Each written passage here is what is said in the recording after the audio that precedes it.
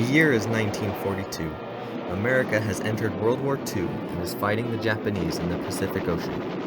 In need of a reliable, high-performance, carrier-based fighter, the United States Navy Bureau of Aeronautics sent in a request for proposals to the nation's major aircraft manufacturers, and after some new plans were drawn out, received the F4U, the aircraft that later became famous as the Corsair.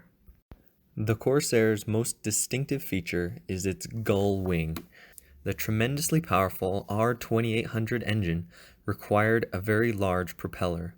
This meant that the engine had to be high above the deck so the propeller would clear. To get the maximum number of planes on the carrier, the wings need to fold up so the planes can be stored in the least possible space side by side. The wings were folded and unfolded by hydraulic pressure. Indicators on both wings told the pilot when the wings were locked down in place.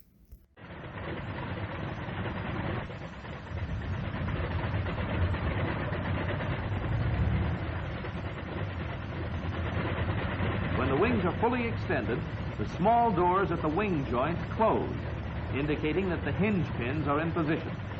During the Corsair's carrier suitability trials, test pilots found that the 14-foot-long nose prevented them from seeing the landing signal officer during landings.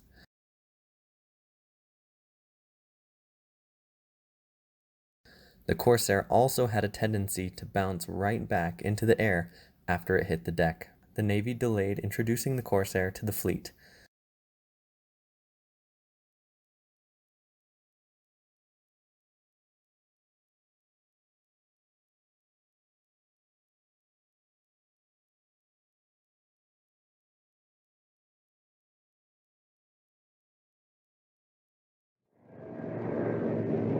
The Marine Corps and shore-based Navy units got the first production of F4Us. Vought eventually solved all the problems, but the Navy did not deem the Corsair fully suitable for carrier operations until April 1944.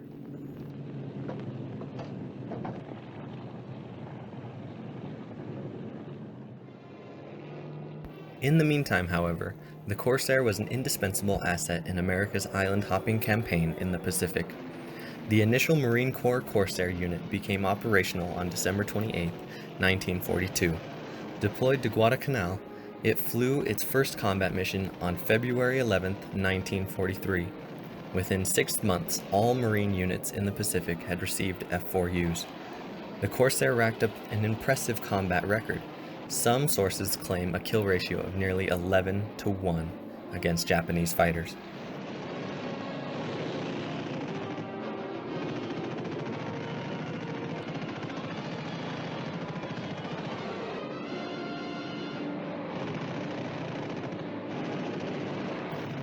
The Corsair was a highly effective, well-regarded aircraft that excelled in its intended roles.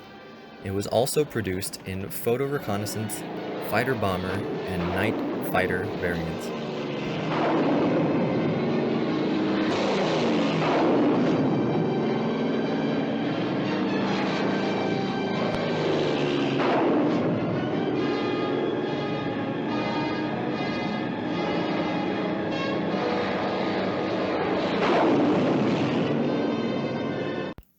In order to keep the Corsair as aerodynamically clean as possible, designers made sure there was nothing protruding into the surrounding air to produce additional drag.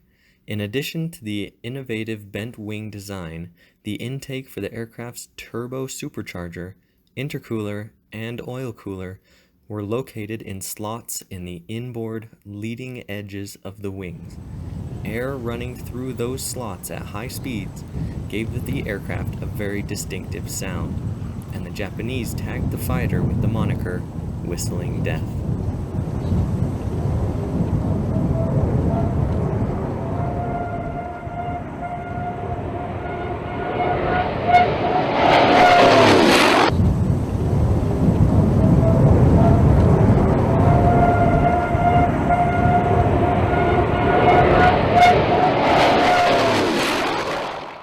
The Navy readmitted the F4U on October 31, 1944.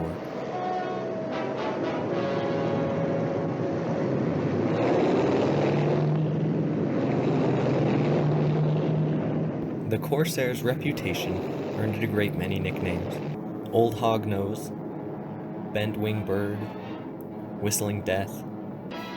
Regardless of what you call it, this aircraft is one of the war's most unusual, important, and significant designs.